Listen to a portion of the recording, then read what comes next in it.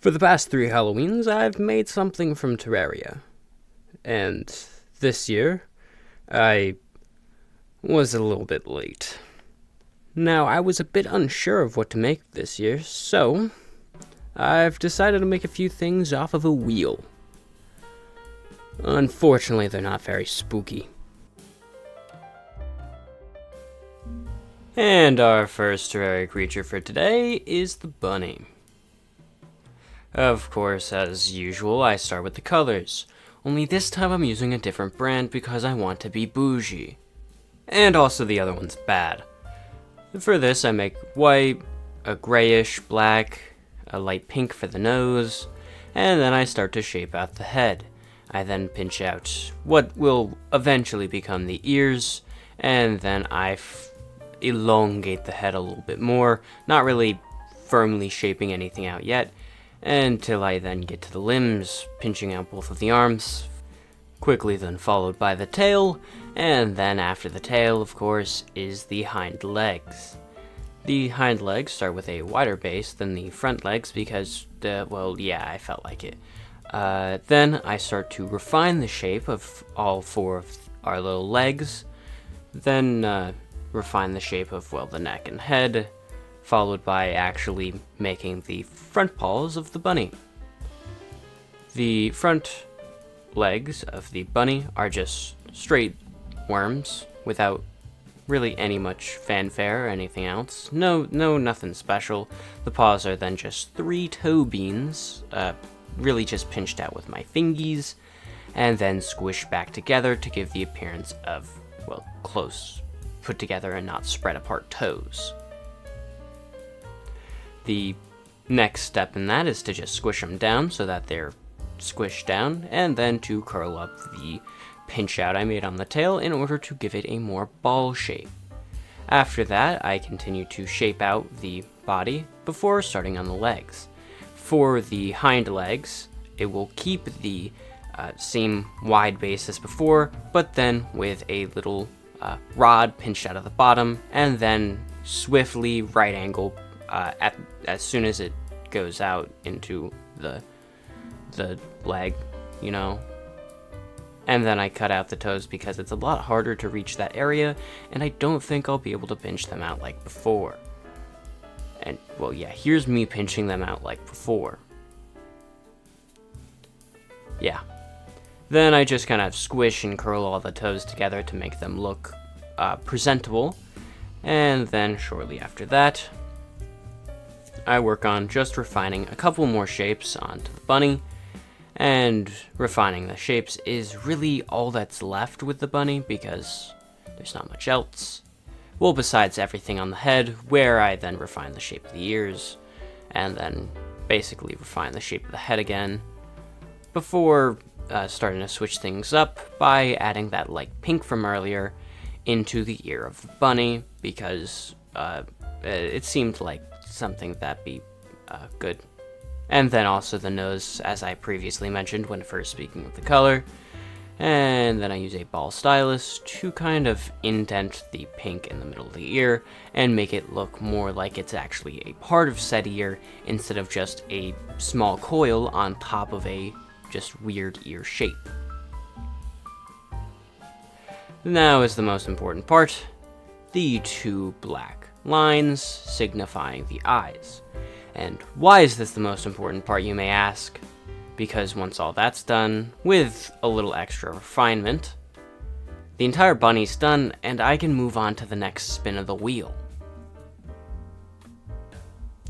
Of course, spin number 2 is next. And I have to make a turtle now. Now, this turtle has a brown shell with green limbs and black eyes, so I have 2 colors of brown initially, which eventually will become 3, and I use dark brown for the base so that any of the top that isn't covered in the lighter brown will have a sense of shadow. Then with this green, I shape out some heads, and then limbs, and the tail, and then just kind of stick it all together, starting with the legs, because, they're legs, and then pinching out the bottom so that they look more like stubs instead of coils, I guess. I don't think I add any specialty to the feet of the turtle. Of course, there are 2 legs in the back and 2 legs in the front because this is an animal, and most animals have 4 limbs, and usually a tail and a head. Well, sometimes a tail. The front legs have basically the same process as the back 2, and I can just quickly add the tail afterwards because adding the tail is easier than adding the legs, really. The tail's a lot shorter than all of the rest, going outwards, and is just kind of a spike, and the head is a lot larger than anything else, being more of a weird bean shape with a thinner neck than head that just kind of gets squished on in there. Of course, because that area is hard to reach, I have to use a couple tools to kind of make sure that it looks somewhat flat, but once that's done, I can just kind of add a bunch of flat circles on top of the shell. The darker brown in this case is kind of adding shadow in a way to the bottom, even though I could technically add shadow with paint. I don't usually paint on my things, which is something that I should change, but This consists of 7 circles on the top, 6 on the outside, and 1 in the center. And once all of those are placed, I can add a little worm around the entirety of the shell, right at the seam between the top and bottom. Of course, adding little circles, like having it hump upwards whenever there's a limb, head, tail, other things. And none of this really gets blended in, except for the coil to itself, because, well, the coil's supposed to be one solid piece. And once I have that, I can begin to actually somewhat shape out the limbs. Of course, here's where I add the 3rd lighter color of brown for the bottom of the shell, because I just felt like it needed it. And I turn this into more of a cross shape so that it can fit in between all of the limbs. It ended up being a pretty thin cross shape, but it ended up fitting in there pretty well, with only a little bit of overlap at the edges where it would have went over the overall shell. Once I get basically the entire bottom of the shell just kind of smushed in there, there's really not too much more to do besides 1 or 2 simple tasks. The first one, of course, being same with the undershell, which is just adding a bunch of vertical lines across it, which you will see soon. And, well, yeah, of course here is fixing up all the limbs, because the limbs are very important in getting the shape of the turtle, because it's a turtle. Here's where I add all the vertical lines. I think in this I only add 3 vertical lines. If you were to do this yourself, you could probably add more, but 3 just felt good for me. Then I fix up the shape of the head, because there is only 2 more things to do. Number 1, add in a mouth. I added a mouth with a sharp-ish edge, like a little chisel shape, just kind of shoving it in there. And then 2 black dots for eyes, because the turtle has black dots for eyes instead of little worms. Once those eyes are on there, the turtle itself is done for now. However, the turtle is not done forever. Next up is our 3rd spin, the thing that eventually gets attached to the turtle. That, of course, being another enemy similar to the turtle, which is kind of jungle-like. Yeah. As you can tell, I don't really like this guy, and I only need to make around 3 colors for this creation. To start out, I just gonna make a little, like, cylinder-ish shape with 2 things sticking out of it. Those 2 things will eventually become the wings, and what I'm doing right here is I'm making legs, because bats have legs in real life. On the opposite side of the legs become the ears. The ears are pretty similar to making the legs, which is just pinching them in, except I just kind of shove a little pen tool in there to give it a little more of a indented shape, similar to what I did with the bunny, because I just like that shape. I make this mouth similar to what I did with the turtle, because turtle, and then I just kind of shape out the wings into more rectangular shapes, I guess. they just kind of look like wings. That's all I have to say about that. Right here I add some white teeth because even though the original model doesn't have teeth, I think that 2 teeth would be a pretty fun thing to add where I added the mouth. And now that that's really done, I can then kind of make sure that all of the teeth are shaped appropriately before eventually adding the eyes with the same white color. The bat, of course, has 2 eyes with a similar size and shape to the turtle's eyes, and right here I make out the darker lines before kind of making the feet a little bit longer and pinching out between the feet and the wing to have the wing attached to the feet, because in looking at pictures of actual bats, it seemed like that was something that happened, so I wanted to add it to be a little more real to life. And once I had all of that going, I could then, of course, add the dark lines to the wings of the bat. This is just one line of dark clay added to the top of the wing because I guess I really felt like it is the only thing I can say. I think maybe the sprite kind of showed this, but I can't say that for certain because I don't have the sprite in front of me as we speak. But yeah, that's really everything for the bat. Except for one last thing. As I said before, this bat gets attached to the turtle in order to make it a little bit cooler and bring down the total amount of things I make from 6 to 5. It really just gets squished on there, there's no fanfare. Now we have the 4th creation, or the 4th spin. And the only one that isn't in the same corner as the other 5 on the wheel, the Angry Nimbus, which is literally just a stormy cloud. It's actually a pretty cool cloud, and honestly I like making cloud-like shapes in my creations. However, this is only 2 colors. Just a dark-ish gray and a blue. Although I don't have enough to really stand up the Angry Nimbus, so right here I just kind of squish it out a lot, making everything into little balls.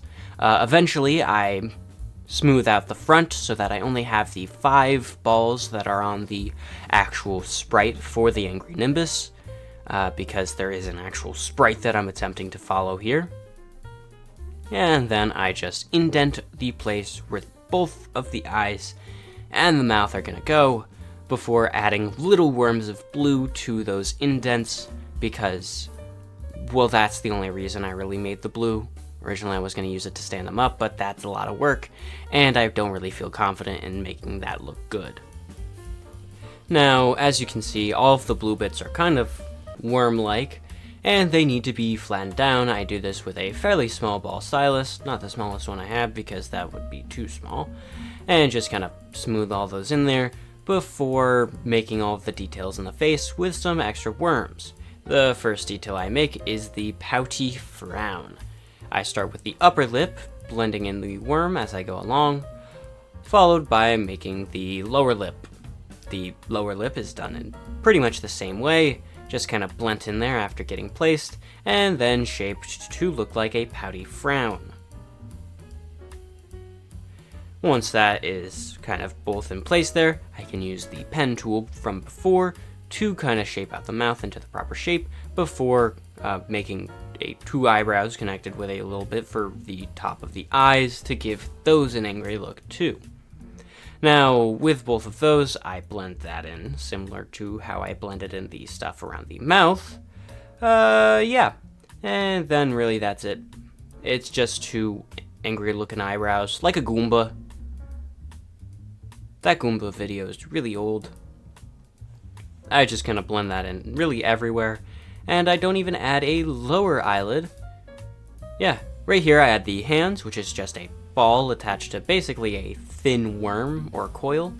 And then I just pinch out 3 fingers because I felt like 3 was good enough. And also I pinch them out to look kind of circular, to be more cloudy. And do the same thing with the arm to make it look like it's more coils attached, like balls attached to each other, not coils. This is just repeated over to the other hand, except kind of mirrored because, well, the thumbs are on the opposite side. And then both of these get attached to the Angry Nimbus head itself in order to make this look more like a Geodude. If you ever think I can't make a Geodude, remember this video. So once the first arm is attached, it is time to add the second arm, which gets blended in the same way as before to make everything gray look like it's just one big piece of clay. Now these arms just get positioned below the head in a way that I think looks good before it is done. Now we're on to the fifth spin.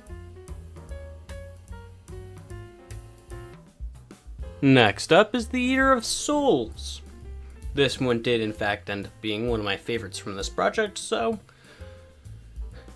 of course this one's going to have a couple colors, mostly just purples, greens, yellowish for the teeth. The most important part is to shape out the body appropriately.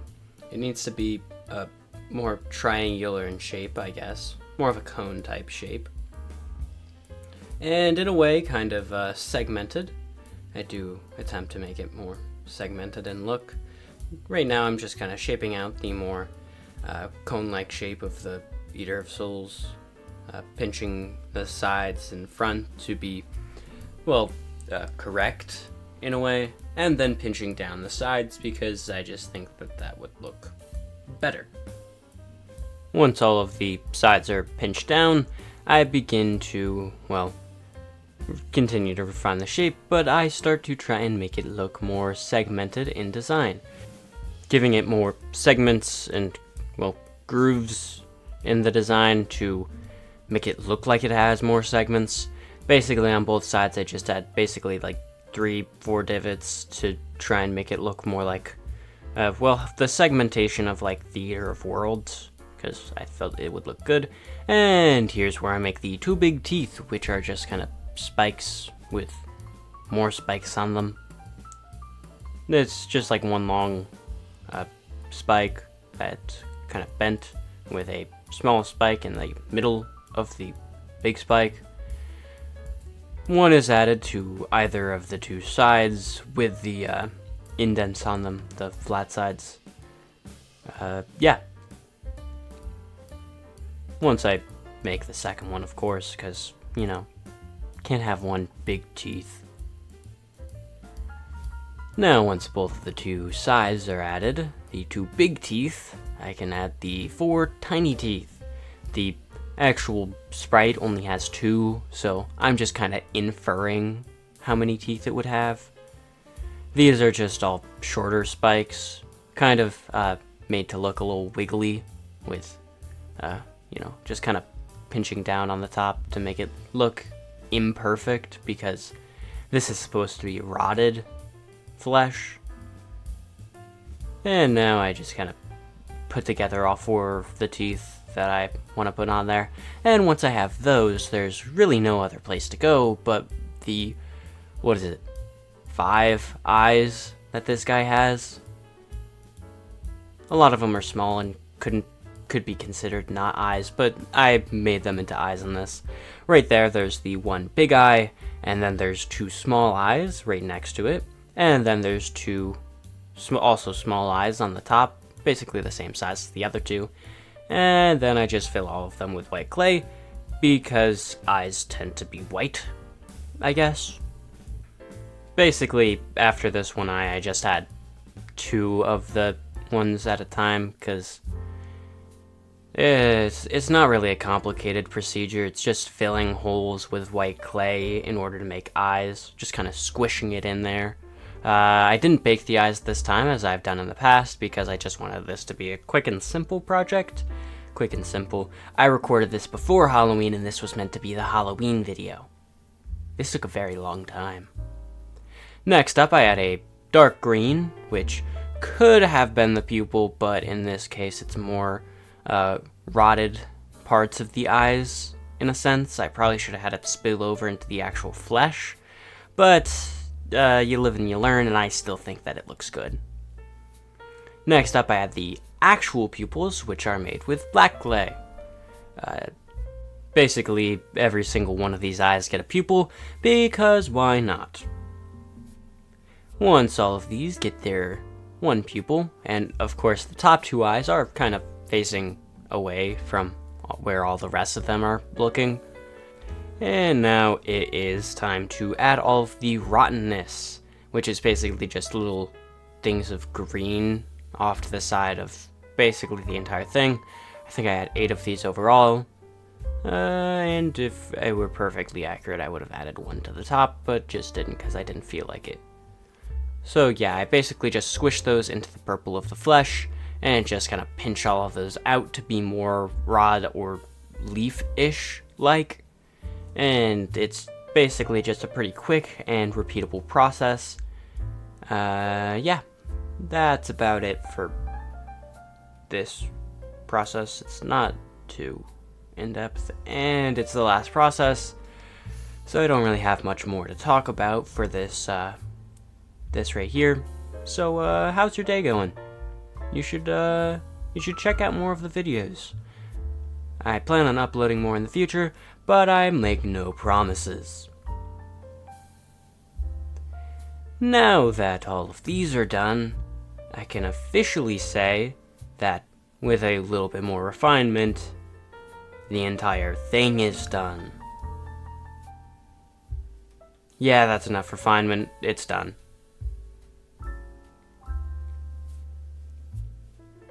And with that one, we have our final spin of the day.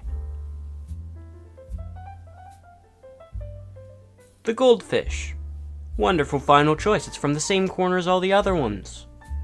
For this, there's only a few colors that are needed. I added a little bit of orange to my yellow because I felt that that would make a more golden yellow, and it did. I know how to mix colors, guys, I promise. Right here, I basically just add the bottom fin shape, and I'm going to be making this a walking fish because that's more fun. And right here, I just bend over the top part of the head because it is in the sprite itself. And then I add the top fin because, well, every fish needs a top fin. And once that gets kind of shaped out a little bit, I can then begin work on the other important parts. Also, thinning out the space under where the head is going to go is also pretty important, as to make it look like the proper shape. After I have all of that shaping, I can then add a groove from where the body is to where the head is, in order to add a little extra knowledge that those are supposed to be 2 different parts, just like so that it looks good. Well, better, not good. Not that this looks good. Once I have all of that shaped out, I can then focus on adding more parts instead of refining more parts, and adding the only 2 parts that are left, which of course are the fins. Once I refine the rest of the shape, I can add in, well, break apart 2 balls of the yellow clay in equal sizes, and figure out where I'm going to position the fins, which I end up being there because on the side, that's where they would be. And then just kind of blending them into the rest of the fish, so that this all looks like one big piece and not like a hobbled together mess. Followed by a quick refinement of the shape, and then the duplicates procedure on the other side, because I need to duplicate the procedure in order to have it look the same, because it's got to look the same.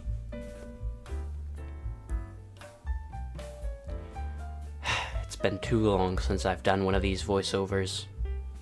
Now that both of the arms are refined, I can refine the shape of both of them together to even further the choices that I'm going to make. And basically, once that part of the body is done, all that's left to do is add the eyes. These ones are going to be similar to the bunny because they're 2 pixels long instead of 1, and they're going to be added around halfway through the head, and supposedly at an equal distance on both sides of the head. I think I get to that eventually, but yeah, it's done. Now that I have all 6, technically 5 of them done, I can line them all up in a row. This one was filmed before I actually combined the turtle and the bat because that was the very last thing I did, but I wanted to put that earlier. Yeah, these are all basically done. because I already showed you everything that I did to them. So yeah, it's just done. I can move on.